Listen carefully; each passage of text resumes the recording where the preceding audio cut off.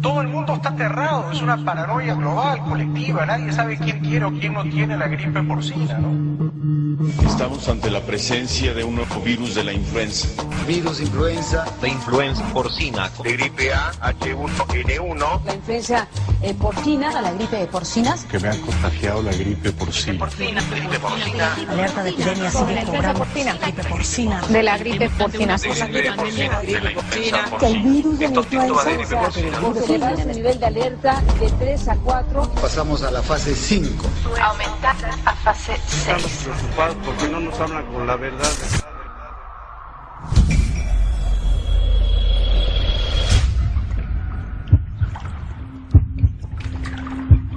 Esta es la micrografía en tinción negativa del virus AH1N1, más conocido como influenza porcina o de cerdo, un virus de moda, estrella principal de los periódicos, titulares indiscutidos de informativos de televisión. Pero, ¿por qué? ¿Qué se esconde detrás de la pandemia de influenza porcina? ¿Qué información no brindan los medios de comunicación masivos? ¿Por qué la insistencia?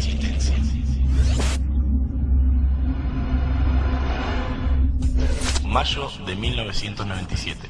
En Hong Kong se descubre el primer caso humano afectado por la gripe A, del subtipo H5N1, más conocido como gripe aviar o de ave. Diciembre de 1997. La gripe aviar había infectado a 18 personas y causado la muerte de otras 6. Febrero de 2003. Un brote de gripe aviar en Hong Kong concluyó en 2 casos positivos y una muerte contagiados por su contacto directo con aves. Mediados de 2005. Se reportan apariciones de H5N1 en humanos al noreste de China y al este de Rusia. Septiembre de 2005. Desde Ginebra, Suiza, la Organización Mundial de la Salud advierte que el número de personas que podría morir por una eventual epidemia de gripe aviar y humana podría llegar a los 7.4 millones. Octubre de 2005. Se confirma el primer caso de H5N1 en un loro en Gran Bretaña.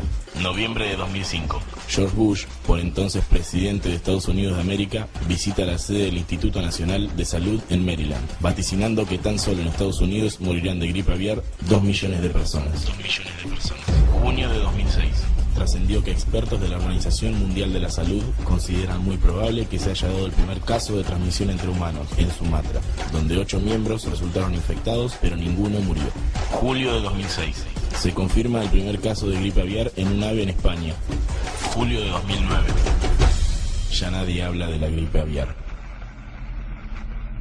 ¿Sabe qué medida adoptó el gobierno de los Estados Unidos el 2 de noviembre de 2005, cuando afirmaron que tan solo en su país habría 2 millones de muertos a causa de la gripe aviar? Ese día, George Bush aprobó una partida presupuestaria de 7.100 millones de dólares para planes de prevención y adquisición de medicamentos, de los cuales 1.200 millones de dólares estaban destinados a elaborar y adquirir 20 millones de dosis de la actual vacuna contra la cepa H5N1. 20 millones de dosis. Cualquier mortal diría que hasta ahora tenemos tan solo un honorable presidente abocado por la salud de su pueblo. Nada raro. Nada raro. Año 1996. La compañía biofarmacéutica norteamericana Gilead Sciences patenta el Tamiflu como medicamento contra varios tipos de gripes. Año 1997. Donald Rumsfeld, miembro del directorio de Gilead Sciences desde 1988, es nombrado como presidente del directorio de la compañía. Un consejo: recuerde ese nombre. En ese mismo año, la compañía de Donald Rumsfeld llegó a un acuerdo con el laboratorio multinacional suizo Roche para fabricar y distribuir el Tamiflu hasta el año 2016 a cambio de una comisión del 10% de las ventas totales. Donald Rumsfeld presidió el directorio de Gilead Sciences hasta el 2001. Y adivine por qué se retiró. Fue nombrado secretario de Defensa en la asunción de la primera presidencia de George W. Bush, el mismo honorable presidente abocado por la salud de su pueblo, que en el 2005 aprobó un presupuesto del cual 1.200 millones estaban destinados a la ex compañía de Rumsfeld para elaborar 20 millones de dosis de Tamiflu, con el fin de evitar las supuestas 2 millones de muertes en Estados Unidos a causa de la gripe aviar. Pero, ¿sabe cuántos muertos hubo en Estados Unidos a causa de la gripe aviar según la Organización Mundial de la Salud? ¿2 millones? No, 0. según estadísticas de la Organización Mundial de la Salud. ¿Sabe cuántas víctimas fatales se llevó la gripe aviar entre el año 2003 y el año 2009? ¿7.4 millones? No, 272, lo que establece un promedio de defunción de 39 habitantes por año. ¿Parece mucho? ¿Sabía que la gripe común mata a 500.000 de personas por año en el mundo? Literalmente, según National Safety Council, una persona tenía más riesgos de morir electrificado por un rayo que por influenza H5N1. Pero igual ya no importa. Hoy ya nadie habla de la gripe aviar. Hoy las diferentes sociedades están padeciendo el impacto paranoico y abusivo de la nueva epidemia de moda, la gripe porcina. Según la Organización Mundial de la Salud, al día 30 de junio del 2009, la influenza H1N1 causó 382 muertos en todo el mundo.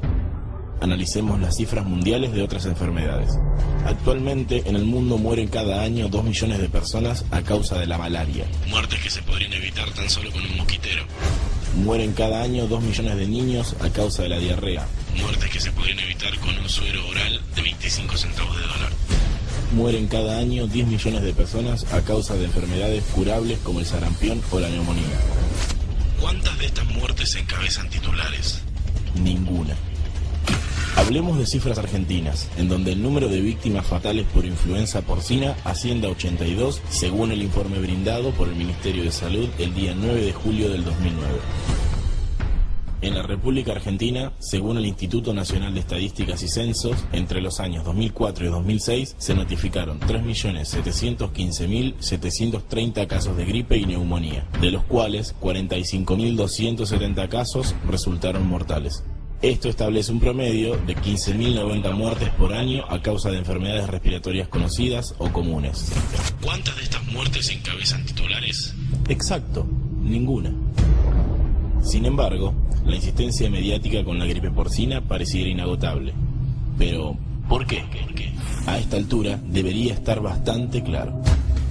¿Recuerdan que en el año 1996 la compañía biofarmacéutica norteamericana Gilead Sciences, presidida años después por el simpático Donald Rumsfeld, patenta el Tamiflu como medicamento contra varios tipos de gripes?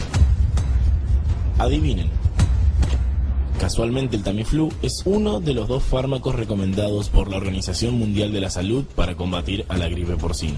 ¿Y qué mejor manera de comercializarlo que generar una necesidad en base al miedo y a la paranoia en la sociedad?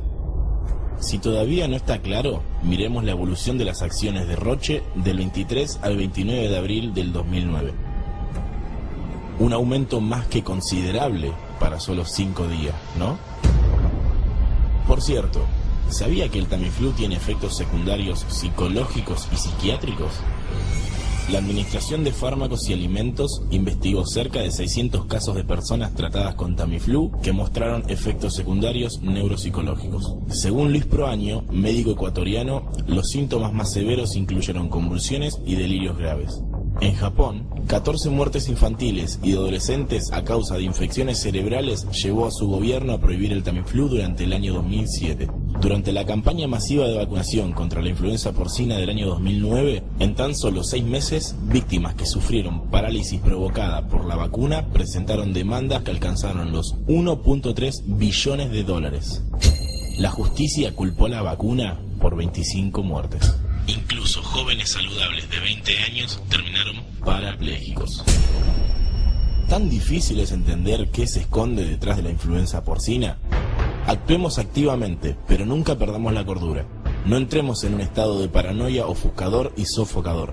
Cuidémonos nosotros y cuidemos a nuestra familia. Tengamos en cuenta las medidas de prevención, pero también tengamos en claro que la fórmula en algún momento va a tener que cambiar, porque están jugando con nosotros, están negociando con su salud y con la salud de sus hijos.